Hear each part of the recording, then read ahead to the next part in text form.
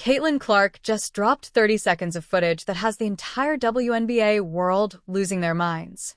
And I'm not talking about some casual scrimmage. I'm talking about the footage that proves everything we've been saying for the last 6 months was absolutely right. Sue Bird ended up speaking about what Caitlyn Clark was doing out there, how she looked, and I think y'all will be pleased after you hear what she had to say. Subbird just gave Caitlyn Clark the ultimate cosign, the WNBA legend, four-time champion, the person who literally built this league, and she's out here telling everyone that Caitlyn looked phenomenal on day one. Not good, not decent, phenomenal. After months away from competitive basketball, let that sink in for a second. But here's where it gets absolutely wild. While Caitlyn's out there making veteran guards look lost, the WNBA is still playing games with their CBA negotiations. And Caitlyn just dropped a reality bomb that has league executives sweating bullets right now. We're going to break down every single second of this footage. What Sue Bird really meant when she praised Caitlyn, and why this 3-day camp just exposed the biggest problem the WNBA refuses to talk about. If you're new here, we don't sugarcoat anything. We call it like we see it. Hit that subscribe button, because this is about to get controversial. So, let's set the scene. Team USA Training Camp. Durham, December. 12 of the best players in women's basketball, all under one roof. The roster reads like a who's who of the WNBA.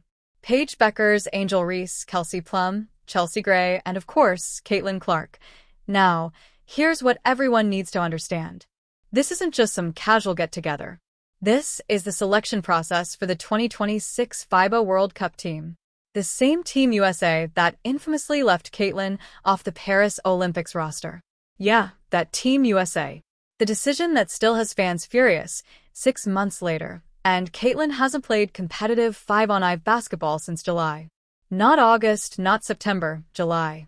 We're talking about 5 full months of no game action, no live defenders, no full-speed situations, just workouts and practice by herself. That's an eternity in professional sports. Most players would come back rusty, hesitant, feeling out their rhythm, testing their legs. Not Caitlyn Clark. This woman walks into day one like she never left. And the footage proves it. Talking with Caitlyn before, she was saying that she's literally leaned on you as throughout this process and, in general throughout her career. With her getting back on the court, what have you seen from her, again, day one, but what have you seen as she kind of gets reacclimated to basketball? Yeah, I thought she looked great, right? I mean, here's a player that didn't get to play this summer, all in, didn't get to play a lot of basketball really in the last year plus. Yeah. So for this to be the first day back, she looked great. The things that are going to be hard is always the conditioning part. It's really hard to get in basketball shape without playing basketball. So I'm sure that's gonna, come as the camp comes. But she looks great regardless outside of that. And the other thing is like rhythm, right? You got to find your rhythm. And, I'm sure everybody saw that one step back in transition she had. So the rhythm looks great. First clip, Caitlyn catches the ball on the wing, one dribble, step back, 3, nothing but net. Pure, effortless, like she's been playing all season. The shot mechanics look identical to her college days. High release, perfect rotation, splash. Now watch the coach's reactions. Nate Tibbetts is literally smiling the entire time. Not a polite smile, a genuine ear grin. The man looks like a kid on Christmas morning. He's setting screens for Caitlyn, playing defense on her, living his best coaching life. And why wouldn't he be? He's got Caitlyn Clark and Paige Bueckers on the same team. That's a coach's dream roster. But here's where Sue Bird's comments become absolutely critical, because Sue isn't just some random analyst giving hot takes. She's Team USA's assistant coach. She's seen every player in the WNBA. She knows what elite looks like. She's won everything there is to win in women's basketball. And when Sue Bird says Caitlyn looked great, that means something. When she says the rhythm is already there, that's not lip service. That's a Hall of Famer recognizing generational talent. Let's break down exactly what Sue said. Quote, "She looked great. The things that are going to be hard is always the conditioning part. It's really hard to get in basketball shape without playing basketball." End quote. Translation, the only question mark is conditioning, not skill, not shot, not vision, not basketball IQ. Conditioning. The one thing that comes back naturally with game reps. Everything else already at an elite level. Sue continues, quote, "The other thing is rhythm. You've got to find your rhythm. And I'm sure everybody saw that one step back in transition she had.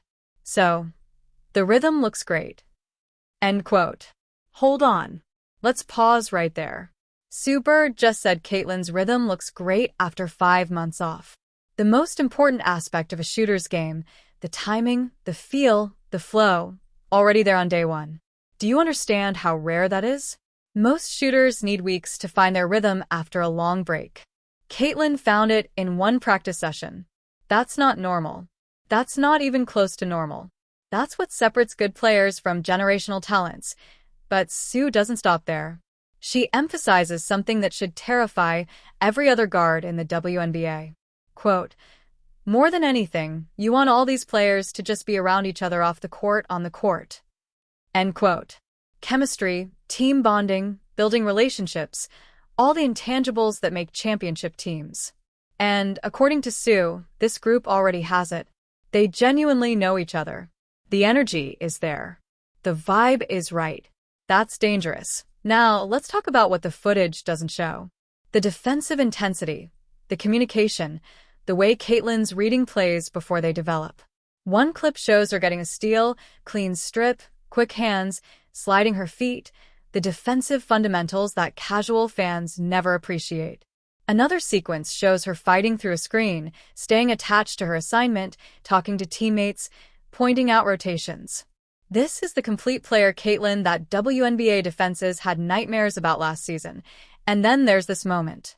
Chelsea Gray misses a shot in a drill. Kelsey Plum misses her shot. Both veterans, both all-star, both champions. Then Caitlyn drains hers. Then Paige Buckers drains hers. The young guns going perfect while the vets struggle. You can't script it better. The internet immediately jumped on it. Old guards missing. New blood delivering. The symbolism is too perfect. And you know Chelsea and Kelsey heard about it. You know they're coming back with something to prove on day 2. But here's where the story takes a massive turn.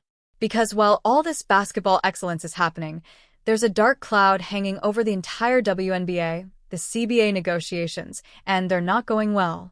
Kelsey Plum said it herself. The talks have been, quote, disheartening.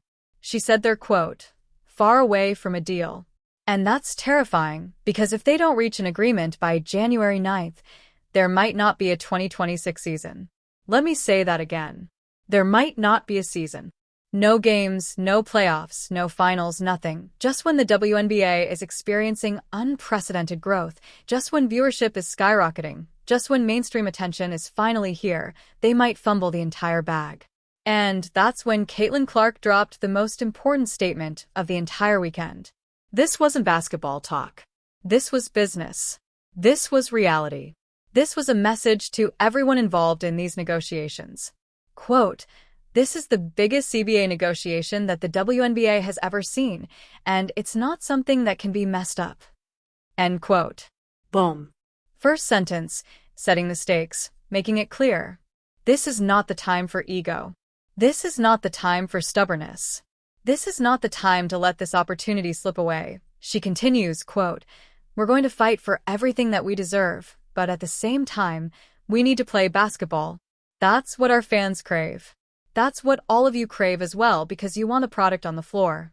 And at the end of the day, that's how you make the money. That's how you market. That's what the fans get excited about." End quote. Do you hear what she's saying? Caitlyn just gave the WNBA and the Players Association a masterclass in negotiation strategy. Fight for what you deserve. Absolutely. But don't destroy the league in the process. Don't kill the golden goose. Don't fumble the momentum. Because here's the uncomfortable truth. Nobody wants to admit a lockout would devastate the WNBA. Not hurt it, not set it back, devastate it. The casual fans who just started watching because of Caitlyn, gone. The brands who just started investing, gone. The media coverage that finally arrived, gone. The WNBA has spent decades trying to build mainstream relevance. Decades. And in the last 2 years, they finally got it.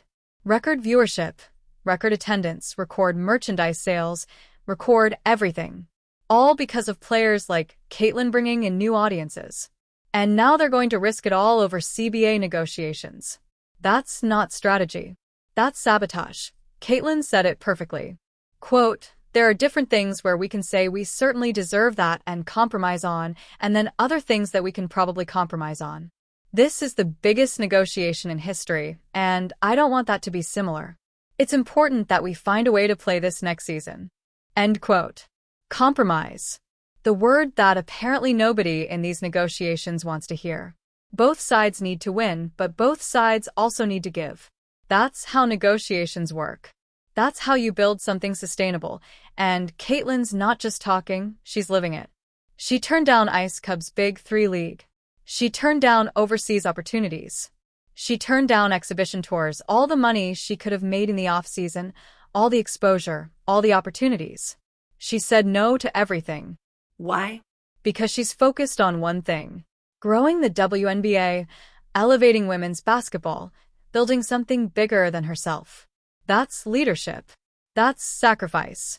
That's what franchise players do.